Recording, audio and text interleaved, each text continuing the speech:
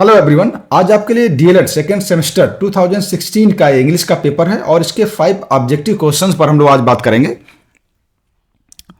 इसका first question है bilingual method is invented by.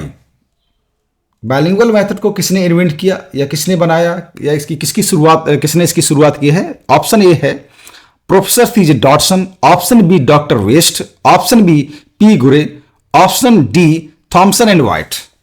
अब आपको फाइंड आउट करना है कि बाइलिंगुअल मेथड को किसने इन्वेंट किया है, किसने खोजा या किसने बनाया, किसने डेवलप किया है। ये आपके डीएलएड एग्जामिनेशन 2016 में क्वेश्चन आता है। बड़ा सिंपल क्वेश्चन है और कई बार आता है। इसका करेक्ट आंसर ए है प्रोफेसर सीजे डॉटसन ने इस मेथड की शुरुआत की थी। और बाइलिंगुअल मेथड में 2 लैंग्वेजेस का यूज किया जाता है। एक तो मदर टंग होती है, दूसरी टारगेट लैंग्वेज। यानी कि टारगेट लैंग्वेज की बात करें तो अपने लिए इंग्लिश लैंग्वेज है। यानी कि जब बाइलिंगुअल मेथड से बच्चों को पढ़ाया जाएगा तो उसमें बाइलिंगुअल मीन्स होता है दुभाषिया होता है। तो यहां पर 2 लैंग्वेज का प्रयोग किया जाए, बच्चे की मदर टंग का और टारगेट लैंग्वेज यानी कि इंग्लिश लैंग्वेज का प्रयोग किया जाएगा। तो इसका करेक्ट आंसर ए है प्रोफेसर सीजे डॉटसन डेवलप्ड और invented the bilingual method. Doctor West method is also known as. Doctor West के मेथड को इनमें से किस नेम से और जाना जाता है? यह भी आपके डीएलएड 2016 के एग्जामिनेशन में क्वेश्चन आया है। और बार बार आप देख रहे हैं सब रिपीटेड क्वेश्चंस हैं। मतलब कुछ ऐसे क्वेश्चंस हैं जो लगातार आपके एग्जामिनेशन में आते हैं और एक आध वर्ष का गैप हो जाता है ना, वही रिपीट क्वेश्चन कर दिया है, घुमा फिरा कर पूछ दिए जाते हैं। तो इस पर और ये बड़े इंपॉर्टेंट क्वेश्चंस होते हैं। इनसे आसानी से बच्चे एग्जाम क्वालिफाई भी कर लेते हैं, पास भी हो जाते हैं। तो आपको फाइंड आउट करना है। इसका ऑप्शन ए है play method, option B practical method, option C reading method, option D inductive method. आपको फाइंड आउट करना है कि डॉक्टर वेस्ट मेथड को और किस नेम से जाना जाता है। डॉक्टर वेस्ट मेथड को टेक्स्ट बुक मेथड के नाम से भी जाना जाता, हालांकि इसमें नहीं लिखा है।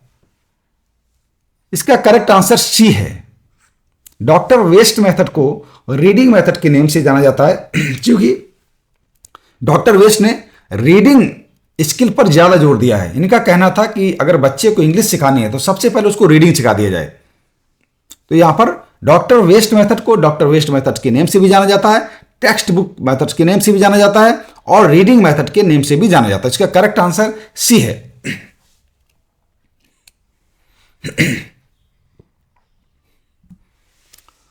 Choose the correct article. इसमें करेक्ट आर्टिकल आपको फाइंड आउट करना है। ये भी डीएलएड 2016 की एग्जामिनेशन में आया है। We decided to stay at, इसके बाद स्पेस है, hotel in the centre of the town. यानी कि मैंने डिसाइड किया कि कस्बे के सेंटर में जो होटल है उस पर हमको रुकना है। यानी कि डिसाइड कर लिया। देखो इसका आर्टिकल के एक ही ऑप्शन कर सकते हैं, इसमें द आएगा क्योंकि हमने डिसाइड कर लिया, यानी कि आइडेंटिफाई कर लिया कि जो सेंटर टाउन के सेंटर में जो होटल है वहां पर रुकेंगे। अब जब आइडेंटिफाई कर लिया आपने, यानी एक तरीके से डेफिनेट कर लिया, उसको निश्चित कर लिया है, तो यहां पर द का प्रयोग हम करेंगे। Decided to stay at the hotel in the centre of the town. Decide कर लिया, यहां पर इसके सेंस पर जाना पड़ेगा। यानी निर्णय कर लिया है तो निश्चित रूप से डेफिनेट जगह होगी, वहां पर जो एक तरीके से जो होटल होगा सेंटर पर वो आपने डिसाइड कर लिया है तो यहां पर द लगेगा। We decided to stay at the hotel in the centre of the town. Option C इसका करेक्ट होगा, द लगेगा।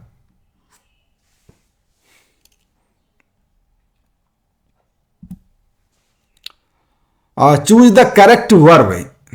ये भी आपके डीएलएड 2016 की एग्जामिनेशन में ये प्रश्न आया है। और इसमें देखिए each boy and each girl, इसके बाद स्पेस है, पनिश्ड। अब इसमें ऑप्शन ए है was, option B were, option C is, option D are.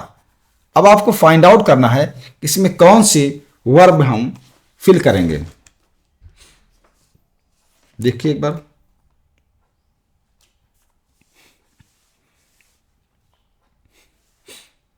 इसमें वाज आएगा। कैसे आएगा? इसका रूल है यदि कोई 2 सिंगुलर नाउन जैसे दो सिंगुलर नाउन है, बॉय और गर्ल, और दोनों एंड से जुड़े हों, और प्रत्येक के पहले ईच आए, तो उसके साथ जो वर्ब आएगी वो सिंगुलर वर्ब आएगी, यानी कि वाज हो जाएगा। एक तरीका ये, एक नियम क्या है कि दो सिंगुलर नाउन एंड से जुड़े हों, जैसे यहां पर दो सिंगुलर नाउन, बॉय भी सिंगुलर है और गर्ल भी सिंगुलर है, और दोनों के पहले ईच, बल्कि एवरी, दोनों में से कोई, ईच और एवरी का प्रयोग इसी में आता है, ईच या एवरी दिया हो, इसमें दोनों में ईच दिया गया है, ठीक है। तो इनके साथ क्या होगा, जो वर्ब होगा वो सिंगुलर आएगा, यानी कि वहां पर वाज का प्रयोग किया जाएगा। एक और तरीका है, यदि दो सिंगुलर नाउन हो और उनमें केवल पहले के साथ ई से लगा हो, ठीक है, और लास्ट के साथ मान लीजिए जो नहीं लगा है, तब भी यहां पर हम वाज का प्रयोग करेंगे, जिसका रूल, तो यहां पर इसका करेक्ट आंसर है आपका वाज आएगा, यानी each boy and each girl was punished. यहां प्रत्येक एक की बात हो रही है। यहां पर ऑप्शन क्या है, ऑप्शन इसका ए करेक्ट है, वाज करेक्ट है।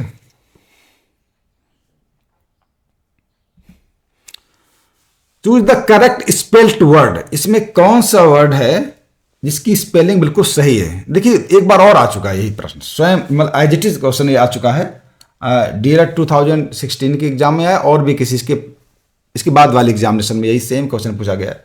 तो इसे फाइंड आउट करना है इसकी ग्रामर की स्पेलिंग क्या सही है। कौन, आप थोड़ा गेस करें, इसमें अक्सर लोग गलती करते हैं। इसका करेक्ट आंसर बी है, ग्रामर, GRAMMAR। यहां पर लोग कभी की ई भी लगा देते हैं, ये प्रॉब्लम है इसमें, GRAMMAR ग्रामर इसका, यानी कि ऑप्शन बी इसका करेक्ट है। इस तरीके से आप लगातार देख रहे हैं कि जो ऑब्जेक्टिव क्वेश्चंस हैं उसमें 2 या 3 क्वेश्चन, मिनिमम 2 क्वेश्चन वो रिपीट करते हैं, बल्कि थर्ड क्वेश्चन का वो ऐसा हो, क्वेश्चन वैसे ही होगा लेकिन उसका कुछ थोड़ा हेरा फेरी कर दी हो, कुछ चेंज कर दिया गया होगा। तो कुल मिलाकर के ये जो ऑब्जेक्टिव क्वेश्चन की सीरीज में लगातार आपको अपलोड कर रहा हूँ, या जिस बुक से आप पढ़ते हो, तो ये प्रीवियस ईयर के पेपर है वो जरूर आप पढ़ें। मान लीजिए आपको 12 मार्क्स चाहिए आपको पास होने के लिए, बहुत आसान होता है। ये जिसने ऑब्जेक्टिव क्वेश्चन गलत कर दिया तो मान लीजिए वो कहीं ना कहीं अपने को प्रॉब्लम में डाल दिया उसने, समझ लीजिए 100%। जो ऑब्जेक्टिव क्वेश्चन कम से कम 4 क्वेश्चन सही होना चाहिए, एक आध गलत हो जाए लेकिन मिनिमम होना तो सभी से सही, लेकिन कम से कम 4 क्वेश्चन राइट होना चाहिए, और तभी आप, फिर आपको ज़्यादा जरूरत नहीं है, 8 नंबर की और जरूरत रह जाती है, 8 मार्क्स आ जाएंगे तो 12 मार्क्स हो जाते हैं। अगर आपने ऑब्जेक्टिव क्वेश्चन को गलत कर दिया तो समझ लीजिए पास होने में, क्योंकि ऑब्जेक्टिव क्वेश्चन सरल ही होते हैं, अगर वो गलत हो गए तो निश्चित रूप से जो आपके शॉर्ट और वेरी शॉर्ट क्वेश्चन वो आप कर ही नहीं पाएंगे। बिल्कुल सब पर वो डिटेल स्टडी करिए, बहुत सिंपल सा क्वेश्चन आते हैं, आपका पूरा सिलेबस भी आपको मालूम होगा, तो उसको एक बार रिवीजन करिए। अगर रिवीजन नहीं करेंगे तो इंग्लिश में भी बहुत अच्छे मार्क्स बच्चों को नहीं आते हैं, अगर नहीं पढ़ाए तो। नहीं तो बच्चे आउट ऑफ मतलब कम से कम 20 के ऊपर, कुछ बच्चे 24, 23 नंबर्स पाते हैं। तो इस तरीके से आप रिवीजन करें, प्रैक्टिस करें और अच्छे नंबर आएंगे आपके। और ये ऑब्जेक्टिव क्वेश्चन की सीरीज है जो हम आपको अपलोड कर रहे हैं, इसको देखते रहिए, और जो अभी आप बुक्स आप पढ़ रहे हैं उसको अच्छे से पढ़ते रहिए, बहुत अच्छे मार्क्स। क्योंकि एक चीज़ आप नोट कर लीजिए, जो आप डीएलएड कर रहे हैं ये केवल डीएलएड पास करने नहीं कर रहे हैं, आगे अल्टीमेटली आपको एग्ज़ाम भी देना है, टेट है, सीटेट है, सुपर टेट है। तो अभी से प्रैक्टिस करेंगे तो आप अच्छे नंबर पाएंगे, पास भी होंगे, और जो भी एग्जामिनेशंस होगी उसमें भी आप क्वालिफाई कर पाएंगे। Thank you very much.